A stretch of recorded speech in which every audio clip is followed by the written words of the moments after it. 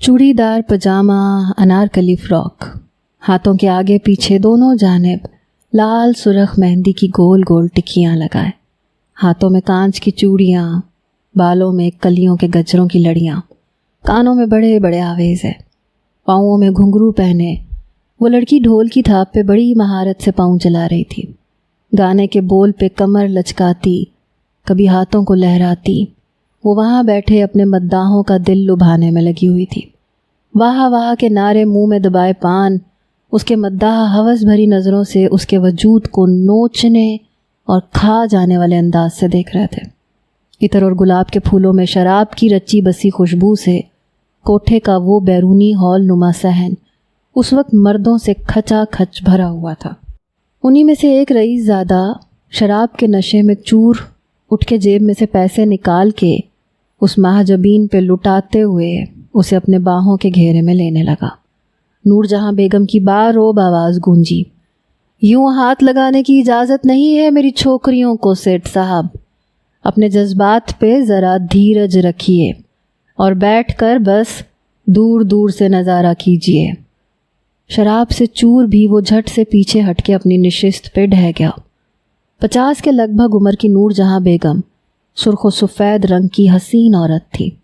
तंग चुस्त कमीज़ पहने, होंठों पे लाल सुर्ख लिपस्टिक लगाए, गालों पे गुलाबी ब्लश ऑन, हाथों में सोने के कड़े और चूड़ियाँ, दोनों हाथों की सारी उंगलियों में अंगूठियाँ पहने, मुंह में पान डाले। पहले उसने उगालदान में पान थूका, फिर उस शख्स को लड़की से अलग होने का हुक्मनामा जारी करके आराम से बैठ गई। ढोल की थाप पे नूरजहां के पाँव हिल रहे थे, आंखें और भवें भी नाच रही थीं। गाने के सुरों को वो होंठों से गुनगुना रही थी। उस महफिल के कोने में बैठा एक 25-26 साला नौजवान दूर से बस नूरजहां बेगम को ही देख रहा था।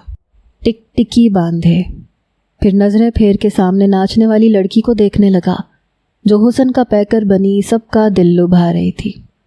इस उम्र में नूरजहां का हुस्न होश उड़ाता था। बालों के जूड़े में कई मोतियों की कलियां लटक रही थीं। गाने की धुनों में उसका सर भी दाएं बाएं नाच रहा था। वो लड़का नूरजहां बेगम की हर अदा बड़े इन्हमाक से देख रहा था। बाकी हर चीज़ से उसकी दिलचस्पी ना होने के बराबर थी। कुछ ही देर में महफिल ख़त्म हो चुकी थी। नाचने वाली लड़की आदाब में हाथ उठा के, सर झुका के पीछे कदम लेती हुई एक कमरे में जा घुसी। लोग भी अब वापसी की राह लेने लगे। लोग छटने लगे थे। जिनका इरादा लड़की के साथ वक्त गुजारने का था, बस वहीं वहाँ रुक के नूरजहां बेगम से उस लड़की की एक रात की कीमत पर तोल मोल कर रहे थे। मगर अपनी बात की बड़ी पक्की थी वो औरत। ना बाबू ना, एक आना भी कम नहीं लूँगी।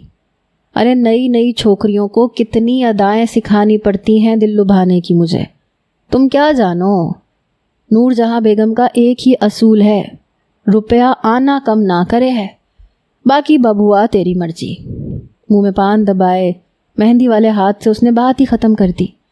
रईस की आंखों में वो हविस की आग की लौ देख चुकी थी, इसीलिए दोनों अबरू चढ़ाए बैठी थी।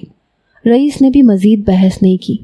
जेब में से पैसों का एक बंडल निकाल के नूरजहां बेगम के सामने रख दिया। ले गिन ले नूरू, पूरे हैं। वो शख्स भी नूरजहां की उम्र का था और शायद पुराना गाहक था, इसीलिए काफ़ी बेतकल्लुफ़ था। नूरजहां की आंखें पैसों को देख के चमक सी गईं। जल्दी से पैसे उठाए, साइड पे रख दिए। अरे हमको इतना भरोसा है थारे पे बबुआ, काहे शर्मिंदा करता है। नूरजहां बेगम ने उसके कंधे पे मुस्कुराते हुए हाथ मार के बात को अदा से संभाला। फिर उसके करीब होके कुछ राजदाराना अंदाज से बोली, यहीं इंतजाम कर दूं या कहीं और लेके जाओगे मेरी चंबेली को। नूरजहां ने पान चबाते हुए कमीनगी हंसी हंस के पूछा। साथ लेके जाऊंगा, कल छोड़ जाऊंगा नूरू। वो आदमी नूरजहां बेगम के गाल पे अपनी उंगली रख के बोला। नूरजहां ने उसका हाथ झटका। हट कमीने, शराब का नशा ज़्यादा चढ़ गया तुझ पे, चल अब जा, वो रहा दरवाज़ा मेरी चंबेली का। एक दरवाजे की तरफ इशारा करके नूरजहां ने उसे उठने की राह दिखाई। वो लड़खड़ाता हुआ वहाँ से उठकर सामने लाइन से बने कमरों में से एक के अंदर घुस गया। बाकी सब जा चुके थे सिवाय उस एक लड़के के। جو پچھلے 1 مہینے سے وہاں آ رہا تھا، مگر چپ چاپ جب تک مجرا چلتا رہتا وہ بیٹھا رہتا، آخر میں اٹھڑا کے واپس چلا جاتا، لیکن آج وہ وہیں موجود تھا۔ نور جہاں نے ایک زیرک نظر اس نوجوان پہ ڈالی، پھر اگال دان میں پان کی پیک پھینک کے اسے انگلی سے اپنی جانب آنے کا اشارہ کیا۔ وہ لڑکا خاصا خوش شکل تھا، مگر حلیہ کچھ بکھرا بکھرا سا تھا، شیو بڑی ہوئی تھی، بکھرے بال، کالی سی پینٹ شرٹ پہنے، ایک ہاتھ میں چھوٹا سا کالا بیگ تھامے وہ اپنی جگہ سے اٹھ کے نور جہاں بیگم کے سامنے بیٹھ گیا۔ آج واپس نہیں جانا تو نے ببوا؟ نور جہاں نے اب پیچھے رکھے پیسوں کے بنڈل کو پکڑ کے تیزی سے ہاتھ چلاتے گنتے ہوئے پوچھا۔ آج میں جیب میں پیسے لایا ہوں۔ لڑکے کی بات پہ نور جہاں کے متحرک ہاتھ رکے، پھر اس لڑکے کو دوبارہ سے تنقیدی نظر سے دیکھا۔ دیکھنے میں تو وہ کہیں سے نواب اور رئیس امیر زیادہ نہیں لگ رہا تھا۔ کچھ توقف کے بعد نور جہاں نے پوچھا، اچھا تو رات گزارنی ہے تو نے؟ دیکھ ببوا، ابھی والی کا سودا تو ہو چکا، لیکن باقی کی بھی کسی سے کم نہیں ہے۔ بس نور جہاں بیگم پیسوں میں تول بھاؤ نہیں کرتی۔ وہ حتمی انداز میں ہاتھ ہلا کے بولی، رات نہیں، ہمیشہ کے لیے چاہیے۔ روئی روئی آنکھوں سے وہ لڑکا بے بسی سے بمشکل بولا تھا، مگر نور جہاں بیگم کو تو گویا سانپ سونگھ گیا۔ کچھ دیر تذبذب سی ہو کے اسے دیکھنے لگی۔ دیکھ لڑکے، میرا گھر تو یہ چھوکریاں ہی چلاتی ہیں، ہمیشہ کا سودا نہیں کر سکتی میں۔ نور جہاں نے مدافعانہ انداز سے کہا، میں اپنا سب کچھ بیچ کے بہت سارے پیسے لے کے آیا ہوں، بس ایک چھوٹا سا مکان بچا ہے میرے پاس۔ نور جہاں کی آنکھیں پھر سے چمکی۔ کہیں محبت کا چکر تو نہیں ہے ببوا؟ وہی ہے، بہت محبت کرتا ہوں، اتنی کہ اب رہ نہیں سکتا، اس لیے اپنی کل متاع بیچ کے آیا ہوں۔ دیکھ، میں ایک رات کے 50,000 لیتی ہوں، بیچنے کا سوچ بھی لوں تو کیا دے گا تو؟ میرے پاس 70 لاکھ ہے، اس کے علاوہ اور کچھ نہیں۔ نور جہاں کے منہ میں پانی بھر آیا۔ اچھا چل بول، کون ہے وہ لڑکی؟ گلاب، کلی، نرگس، سدا بہار، رانی؟ وہ انگلیوں پہ گننے لگی۔ آپ؟ لڑکے کے اگلے جملے نے گویا نور جہاں کے ہوش اڑا دیے۔ چہرہ غصے سے سرخ ہوا۔ ایک زوردار تھپڑ تھا جو جازم کے منہ پہ پڑا تھا۔ 5 انگلیاں اس کے گال پہ اپنی چھاپ چھوڑ گئی تھیں۔ جینز کی پینٹ کے ساتھ سلیو لیس اسکائی بلو کلر کی شرٹ، کھلے شولڈر کٹ بالوں میں وہ اپنی دودیا رنگت اور کھڑے نکوش میں سب دوستوں میں منفرد سی لگ رہی تھی۔ Guys let's start truth and dear, حیا سلیمان نے اپنا ایک ابرو چڑھا کے بڑی ادا سے کہا۔ اس وقت یہاں ریسٹورنٹ میں Haya, are you all right? Truth تو سمجھ میں آتا ہے، پر ڈیئر کرنے کے لیے یہاں ہے کیا؟ حیا کے سامنے بیٹھی اقرا نے جوس پیتے ہوئے حیرت سے پوچھا۔ حیا سلیمان کہیں بھی کچھ بھی کر سکتی ہے۔ چلو بھی جلدی کرو، نکالو 5 کا سکہ، اگر چاند آیا تو ٹروتھ اور چھپا آیا تو ڈیئر۔ حیا کی بات پہ سب لڑکیوں نے اپنے اپنے جوس کے گلاس سائڈ پہ رکھے۔ ماہین نے پرس میں سے 5 کا سکہ نکال کے اچھال کے ٹیبل پہ پھینکا۔ سکہ گھوم کے رک گیا۔ چھپا! سب لڑکیوں نے خوشی سے نعرہ لگایا۔ لاسٹ ٹائم حیا کی ٹرن تھی، حیا ڈیئر کرے گی، رامین نے چہک کے کہا۔ اوکے بتاؤ کیا کرنا ہے؟ حیا کے مان جانے پہ باقی کی اس کی 3 دوستیں سوچنے لگی۔ ہاں حیا، ابھی ریسٹورنٹ سے جو پہلے انٹر ہوگا تم اس کے ساتھ چائے پی کے دکھاؤ گی، اقرا نے چٹکی بجا کے کہا۔ باقی سب نے بھی شرارتی مسکراہٹ سے اقرا کی تائید کی۔ یہ کون سی شرط ہے؟ حیا نے آنکھیں دکھائیں۔ تو ٹھیک ہے، مان لو ہار اور کہو بلند آواز سے you don't do the dare, Ramin نے کہا۔ No it's not a big deal, okay let's see کون آتا ہے۔ سب کی نظریں ریسٹورنٹ کے بیرونی دروازے کی طرف تھی۔ ہائے کاش کہ کوئی ہینڈسم سا نوجوان آئے، رامین نے ٹھنڈی آہ بھر کے کہا۔ سب یوں نظریں جما کے دیکھ رہی تھیں جیسے آنکھ جھپکنے سے دروازہ غائب ہو جائے گا۔ بیرونی دروازہ کھلا۔ بلیک کلر کی dress pant, off white full sleeve shirt میں ملبوس، ہلکی سی شیو، نظر کا چشمہ پہنے ایک ہینڈسم سا ڈیشنگ سا نوجوان اندر داخل ہوا۔ لیکن عمر کچھ زیادہ تھی. کن پٹیوں سے بال کچھ گرے گرے سے تھے. شیو میں بھی چند بال سفید تھے اور بالوں کے بھی. تقریباً وہ 36-37 سال کا شخص تھا، مگر زبردست پرسنالٹی کا مالک تھا. بندہ تو واقعی زبردست ہے، رامین نے اس کی شخصیت سے مروب ہو کے کہا. پھر بھی ہے تو انکل ٹائپ. حیا کو افسوس سا ہوا. وہ شخص سامنے کے ایک ٹیبل پہ بیٹھ گیا اور گھڑی دیکھنے لگا جیسے کسی کا ویٹ کر رہا ہو. جاؤ حیا، ڈیئر پورا کرو، سب دوستوں نے بیک وقت کہا. حیا اٹھ کے کھڑی ہو گئی، اپنا موبائل ہاتھ میں لیا اور سامنے ٹیبل پر اس شخص کے سامنے دھڑلے سے بیٹھ گئی. ہائے، آئی ایم حیا سلمان، اپنا ہاتھ اس کی طرف بڑھاتے ہوئے بڑے بے تکلفانہ انداز سے بولی. تو وہ شخص آنکھوں میں حیرت لیے اس کم عمر 19-20 سالہ لڑکی کو دیکھنے لگا، پھر اجنبیت کے باوجود اس سے مصافحے کے لیے ہاتھ آگے بڑھا دیا. I am Irtaza Haroon, but میں نے آپ کو پہچانا نہیں. ہاتھ ملا کے اس شخص نے فوراً سے اپنا ہاتھ پیچھے کیا اور ادب اور لحاظ سے پوچھا. ارے ایسے کیسے نہیں پہچانا؟ آپ نے تو مجھے بلایا تھا یہاں چائے پینے کے لیے. حیا کے لیے یہ سب نیا نہیں تھا. وہ بہت پر اعتمادی سے بات کر رہی تھی، مگر سامنے بیٹھا ارتضیٰ متعجب سا ہوا، سیدھا ہو کے بیٹھ گیا. آئی ایم سوری ٹو سے، لیکن آپ کو شاید غلط فہمی ہوئی ہے. میں تو یہاں اپنے ایک دوست سے ملنے آیا ہوں. آپ ارتضیٰ ہارون ہی ہیں نا؟ حیا تعارف تو سن چکی تھی، لیکن چہرے پہ بلا کی معصومیت لیے یوں پوچھ رہی تھی جیسے انجان ہو.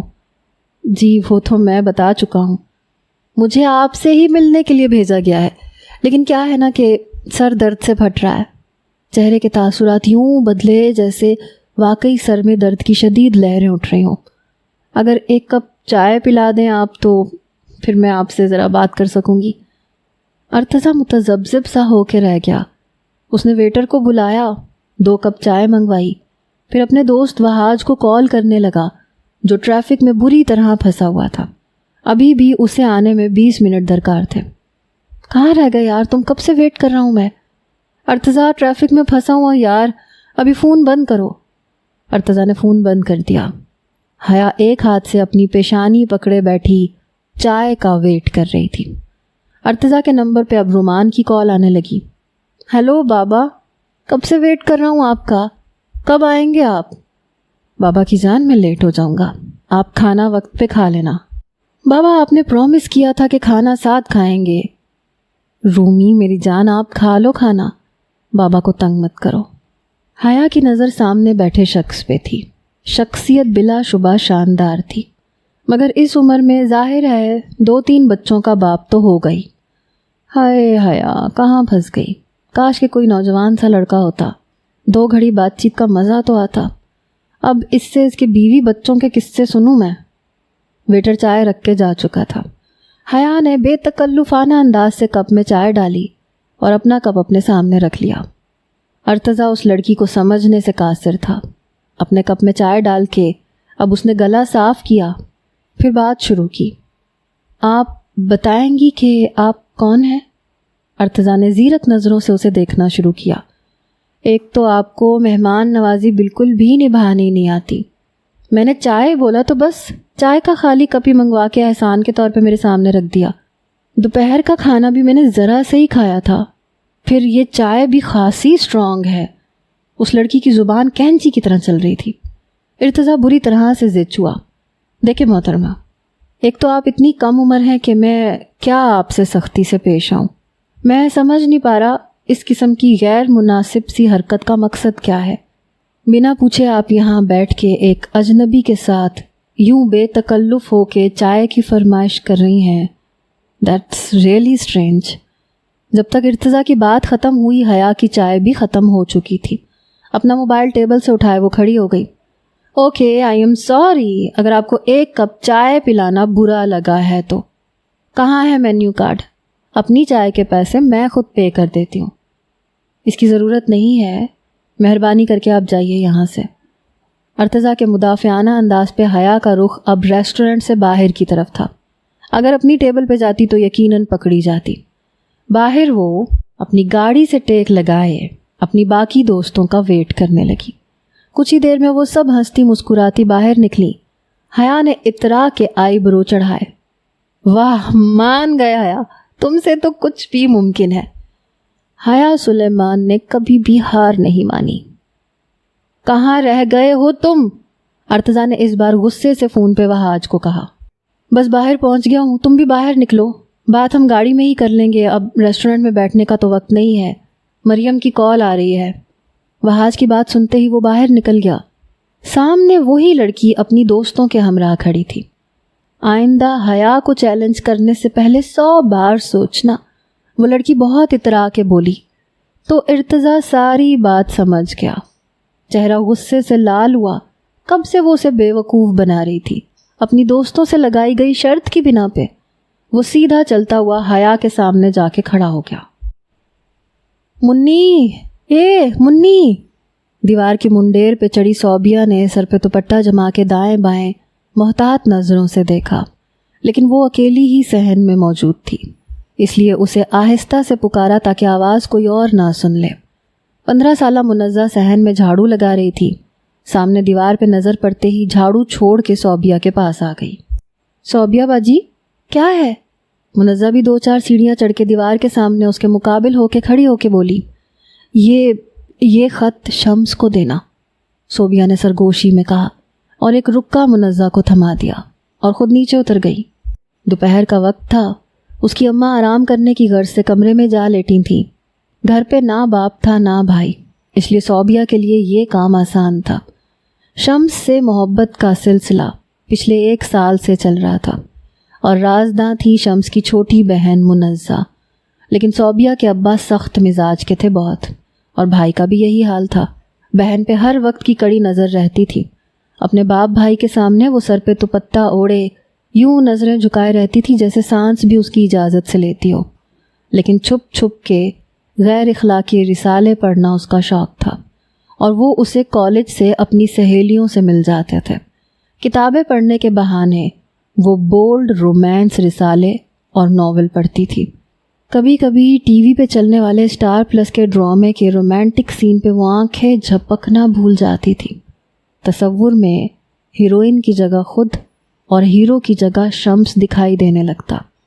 یہ یک طرفہ محبت نہیں تھی، شمس کے حواسوں پہ بھی صوبیہ ہی چھائی ہوئی تھی۔ فون صوبیہ کے پاس تھا نہیں، اس لیے کالج آتے جاتے راستے میں اگر شمس گاڑیوں کی ورک شاپ پہ نظر آ جاتا تو صوبیہ کی دل فریب مسکراہٹ کو دیکھ کے وہ بہانے سے اس کے پاس سے گزرتے ہوئے خط اس کے ہاتھ میں تھما دیتا۔ شمس کا خط اس کے لیے قیمتی خزانوں سے زیادہ اہم تھا۔ کچھ وہ اس کی خوبصورتی اور محبت کا اظہار بے باک لفظوں سے کرتا تھا۔ کبھی کبھی تو اس کے لفظ صوبیہ کو شرم سے پانی پانی کر جاتے تھے۔ سرخ ہوتے چہرے کے ساتھ وہ خط پڑھتی، پھر کوئی بے باک سا جملہ پڑھ کے خط لپیٹ کے ہاتھ تیز دھڑکنوں پہ رکھ کے انہیں سنبھالنے کی کوشش کرتی، چہرے پہ آنے والے پسینے کو صاف کرتی، محتاط نظروں سے دائیں بائیں دیکھتی۔ بند دروازے سے بھی اندر کا خوف ڈرائے رکھتا تھا کہ خط اس کے علاوہ بھی کوئی پڑھ رہا ہے۔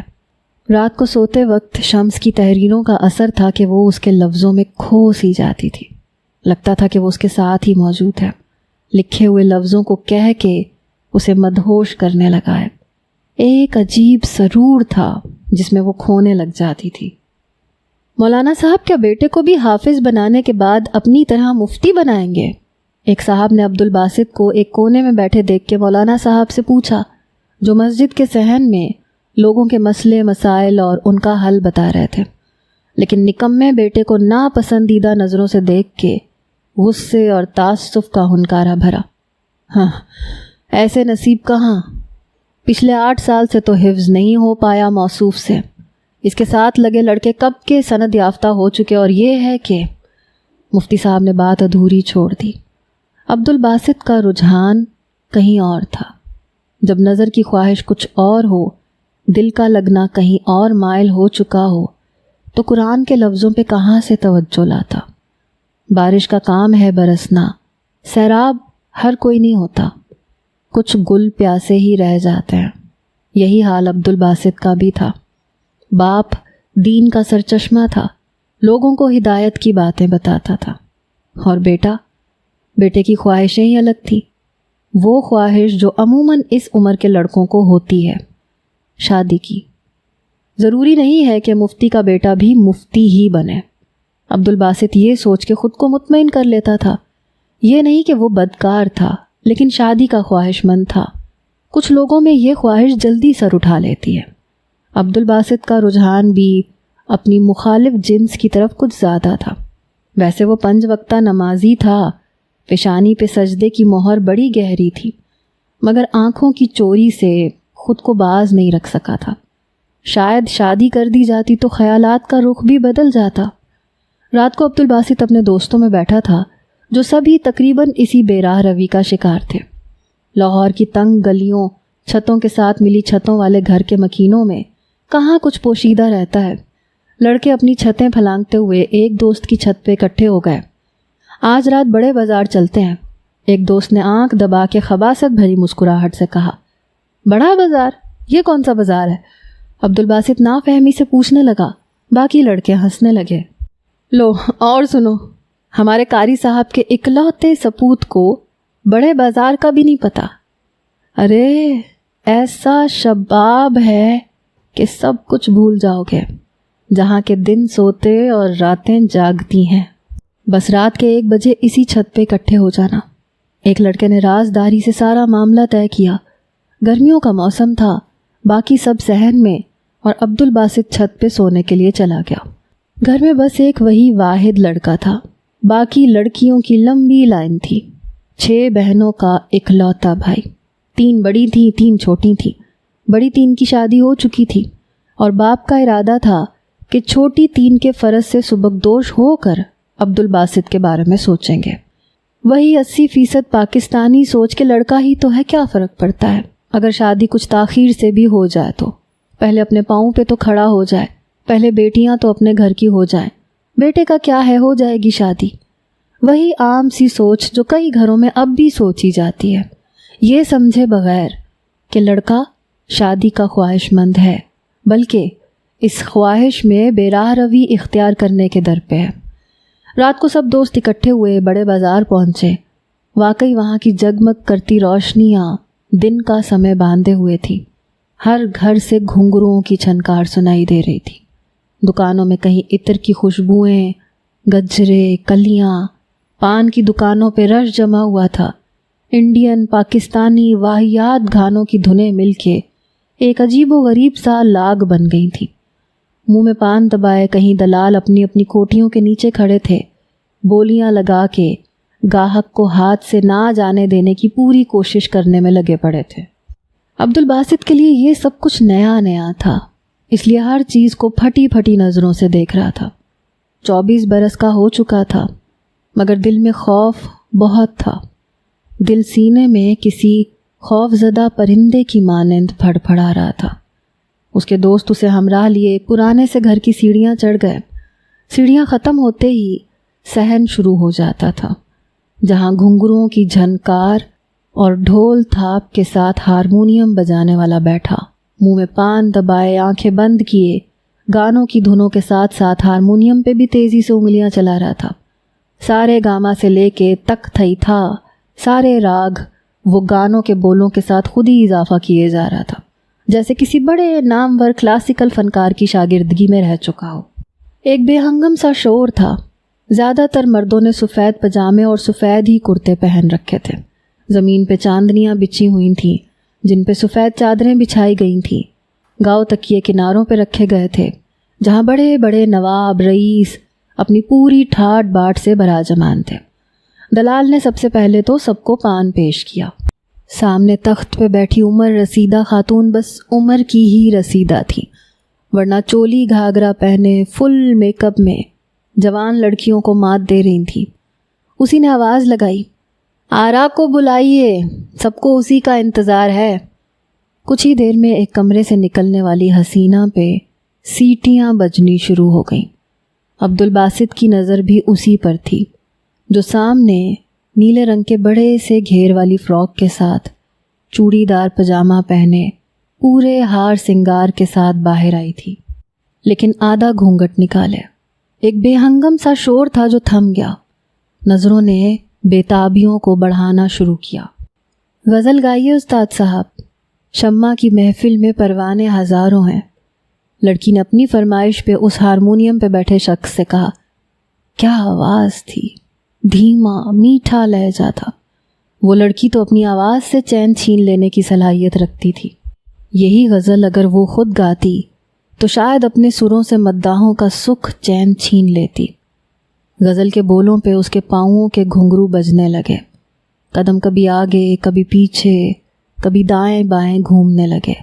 وہ پورا سمے لمحوں میں باندھ چکی تھی، ہر شخص کی نظر بس اسی محجبین پہ تھی۔ عبدالباسط کی نظر پہلے ناچنے والی کے پیروں پہ پڑی۔ سفید رنگت والے پاؤں کے اوپری حصے پہ لال سرخ مہندی کی گول ٹکیاں، چوڑی دار پجامے اور بڑے سے گھیر کے فراک میں جب وہ محجبی گول گھوم جاتی تو وہاں موجود لوگ بھی اس کے ساتھ جھوم جاتے۔ بڑے سے دوپٹے سے آدھے سے زیادہ چہرہ گھونگھٹ سے چھپا ہوا تھا۔ دکھ رہی تھی تو اس لڑکی کی مسکراہٹ، اور مسکراہٹ سے پڑنے والا گال کے نیچے دل فریب سا ڈمپل، ہونٹوں پہ سرخ لپسٹک، ایک ایک ادا اس کی دل لبھانے والی تھی۔ سب کے دل مچل کے سینوں میں دہائی مچانے لگے، اس کے آدھے ادھورے چہرے کو بے نقاب دیکھنے کے لیے مچلنے لگے، اور وہ حسینہ سب کا صبر آزما رہی تھی۔ غزل کے اختتام پہ وہ لڑکی آداب میں سر جھکائے یوں ہی ایک دروازے سے اندر چلی گئی۔ عبدالباسط کے اشتیاق کا بھی وہی عالم تھا جو وہاں بیٹھے ہر شخص کا تھا کہ اسے بے نقاب دیکھے، لیکن حسرت ہی رہی، نہ پیسے جیب میں، نہ ایسا کوئی آسرا، کسی دوست سے کوئی ادھار بھی پکڑ لے تو لوٹائے گا کیسے؟ اس لیے دل کی خواہش دلی میں دبائے وہ وہیں بیٹھا رہا۔ اس کے دوستوں میں سے ایک کے پاس رقم موجود تھی، اس لیے سودا کرنے وہ اٹھ کے گیا۔ عبدالباسط کا دل چاہا کہ پیسے اس سے چھین لے اور خود کمرے میں جا کے اس لڑکی کو بے حجاب دیکھے جس کے ڈمپل میں اس کا دل کہیں اٹک چکا تھا، لیکن بات اس کے دوست کی بنی۔